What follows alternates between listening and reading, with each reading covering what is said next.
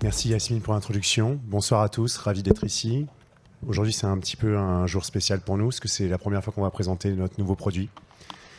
On s'est posé beaucoup de questions et je pense que ce qui a été exprimé par les différents speakers, et notamment Gabriel, autour des problématiques de pénurie de profils, est intéressant, parce que aujourd'hui, on ne peut pas simplement se dire qu'on a besoin de former des gens, c'est ce qu'on fait avec notre organisme de formation SILA. On a besoin de faire en sorte que les gens puissent travailler en équipe. Parce qu'en fait, à partir du moment où vous faites ce métier qui est la cybersécurité, vous ne pouvez pas fonctionner en stand-alone, notamment dans des grosses organisations. Il faut que vous ayez une vision assez claire de qu'est-ce que fait votre voisin et comment vous pouvez être plus efficace ensemble. Et c'est aussi une réponse à la pénurie de profils. Et donc, aujourd'hui, ça marque une révolution, puisqu'on va passer de cet environnement et de cette plateforme de formation qui nous permet d'acculturer, de donner une vision technique, théorique, et une vision sur la pratique autour des métiers de la cybersécurité, à un environnement qui va être le premier e-sport, le premier mode de fonctionnement CTF en ligne avec la notion d'équipe. Et du coup, je suis heureux de vous présenter Battlehack et je laisse Alexis vous présenter le produit. Super. Bon, merci beaucoup Arthur pour cette introduction. Alors effectivement, aujourd'hui on va vous présenter un tout nouveau produit de la gamme SILA qui s'appelle Battlehack, qui est une nouvelle plateforme de CTF axée sur la compétition. Aujourd'hui, Battlehack s'articule autour de 3 modes de jeu que vous voyez sur l'écran aussi. Alors moi je suis désolé, je n'ai pas de PowerPoint, donc ce sera du live, ce qui est très bien aussi. Donc le premier mode de jeu, qui est le mode campagne, qui est un mode PvE, donc Player versus Environment, c'est le mode que vous connaissez tous aujourd'hui, c'est vous contre une machine. Cette machine, elle est dédiée, elle n'appartient qu'à vous, et vos collègues, vos collaborateurs ou un autre joueur ne peut pas venir perturber votre partie. Ici, vous voyez donc à l'écran les différentes missions, donc nous on appelle ça des missions. Et vous pouvez donc vous balader dans les différentes missions et avoir différentes informations, comme son niveau de difficulté, débutant, confirmé ou expert. Je vous laisserai juge pour savoir si vous êtes vraiment un débutant, vraiment un confirmé ou vraiment un expert. Lorsque vous ouvrez une première mission, vous avez le mode normal. Donc un mode normal, c'est du simple et efficace. C'est un timer qui est progressif. C'est-à-dire que lorsque vous lancez une première mission, vous allez être confronté à un environnement qui est celui-ci. Donc ici, le temps de chargement que vous venez de voir, c'est simplement le temps de déploiement de votre mission. Donc là, en quelques secondes, votre environnement dédié a été déployé. Vous avez différentes informations sur cette page, comme le nombre de flags requis. Donc ici, dans cette machine, vous avez 2 flags à récupérer et vous avez des objectifs à atteindre, des objectifs en termes de temps. Et vous serez récompensé en fonction du temps que vous avez passé sur la mission.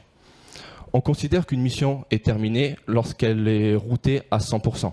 Il peut y avoir des flags cachés, il peut y avoir des easter eggs, il peut y avoir des machins. C'est à vous de vous creuser la tête pour compléter une mission à 100%. Donc ici, j'ai mon timer qui s'est lancé et une fois que je termine la mission, je vais rentrer dans un classement général de la mission et dans le mode normal. Une fois le mode normal terminé, donc vous êtes rentré dans le classement général, donc on part du principe que moi je n'ai pas réussi à faire la mission Welcome, vous allez avoir accès au mode speedrun. Le mode speedrun, c'est une nouvelle approche du challenge qu'on essaie de mettre en place pour essayer d'avoir une vision pédagogique sur votre mode de fonctionnement. Le mode speedrun, lorsque vous allez le déployer, en fait, vous allez être confronté non pas à un timer progressif, mais à un timer dégressif. Vous allez vite le voir, en réalité, vous avez 5 minutes pour faire la même mission.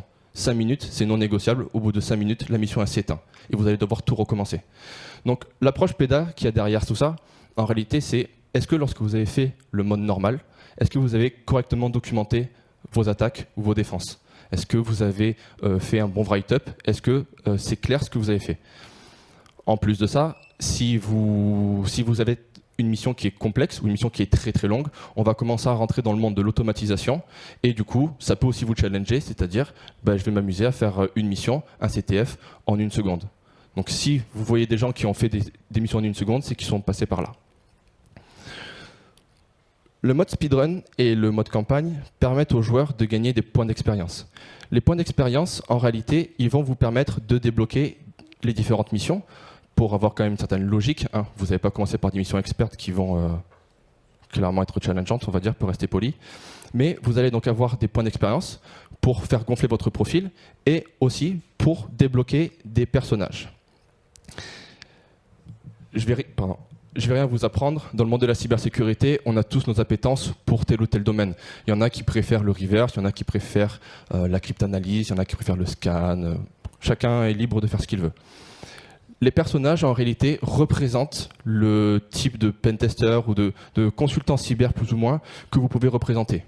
C'est-à-dire que, je vous donne un petit exemple, si je décide d'incarner Sona, Sona est un personnage qui ne sait, on va dire, que faire de la reconnaissance et de l'énumération. Donc ici, sur Battlehack, vous n'avez pas forcément besoin de venir avec votre propre environnement. Dans certains modes de jeu, on y viendra un peu plus tard. On vous fournit la machine d'attaque. Et du coup, si vous incarnez Sona, vous n'aurez que des outils de scan ou de reconnaissance. Si vous incarnez Roy, lui, on va plutôt être dans la cryptanalyse. Enfin, je vous laisse deviner à son visuel à quoi il peut servir, ce personnage. La notion de personnage, on va énormément la retrouver dans les 2 modes de jeu, que moi, je n'ai pas encore débloqué parce que je ne suis pas niveau 10, je n'ai pas le niveau sur mon propre produit, c'est quand même terrible. Mais les 2 modes de jeu qui sont grisés pour moi, ce sont les modes PVP. Ou player versus player. Et c'est dans ce sens-là où on essaye de porter le produit de manière la plus compétitive possible et la plus fun, limite de l'e-sport. C'est-à-dire que PVP, c'est vraiment un joueur contre un autre joueur, une équipe contre une autre équipe.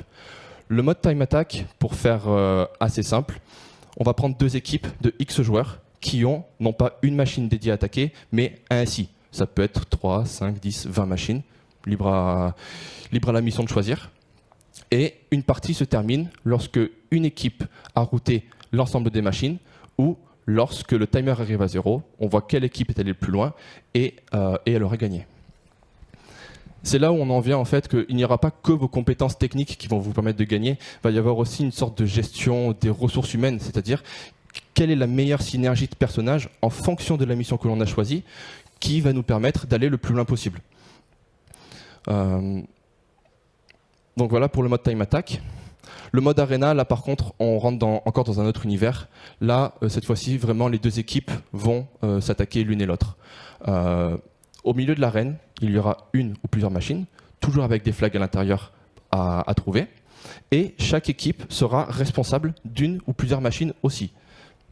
On va partir du principe que c'est du 5 contre 5. Libre à vous de choisir le meilleur pattern. C'est-à-dire, est-ce qu'on met 2 mecs qui vont attaquer l'équipe adverse ? Est-ce qu'on met 2 mecs qui vont attaquer la machine centrale et un qui défend sa propre machine? Libre à vous de voir. Est-ce qu'on met tout le monde en attaque, tout le monde en défense, etc. etc. Tous ces modes de jeu-là, donc le time attack et le mode arena, sont régis par un système de ranking, donc un système Elo. Lorsque vous débloquez le mode PVP, vous avez une base de points et ces points-là, vous allez les parier. Parce qu'évidemment, on ne va pas mettre un joueur qui commence la cybersécurité contre quelqu'un qui a 30 ans d'expérience. Ça va être fun pour aucun des deux. Par contre, lorsque vous allez lancer une game en mode PVP, vous allez parier votre elo et soit vous perdez, soit vous gagnez. Pour aller un petit peu plus loin quand même dans la partie fonctionnalité, donc, je pars du principe que vous êtes aujourd'hui une entreprise à la recherche de nouveaux talents. Chercher un talent ou voir le challenger ou juger pour savoir si c'est un bon talent ou non, ça peut être compliqué. C'est là en fait où Battlehack se charge de vérifier, enfin de challenger les gens qui sont signés en B2C sur la plateforme directement. Donc vous êtes une entreprise, vous avez l'opportunité de mettre des fiches de poste directement sur la plateforme et de renseigner le niveau que vous attendez du joueur. Je veux que le joueur soit niveau 5, qui correspond à tant d'expérience, donc ça veut dire que je sais qu'il est allé à ce niveau-là du jeu, et tant de points d'élo. Voilà, je sais qu'il peut être soumis à telle pression, etc. Et pour terminer, parce qu'on pense quand même aux joueurs, la partie challenge, l'idée ici, ça va être ça va être de rendre le monde du CTF, le monde de la tech, parce que être toujours derrière un shell, c'est pas forcément marrant. L'idée, ça va être ici de vous prendre la tête sur certains challenges. Par exemple, lancer des missions en PVP avec certains personnages qui n'ont aucun sens. Ou alors on prend tous la même squad, ou alors on évite d'utiliser tant d'outils, où on fait... Voilà. C'est plein de trucs comme ça, où on a des first blood que vous connaissez bien évidemment. Voilà, je pense avoir fait le tour. Tu veux rajouter un truc? Et évidemment, on a pensé à comment on allait récompenser les joueurs. Donc, on a lancé notre propre cryptocurrency qui s'appelle le Pcoin et qui permettra de rémunérer les différents challenges qui seront remportés.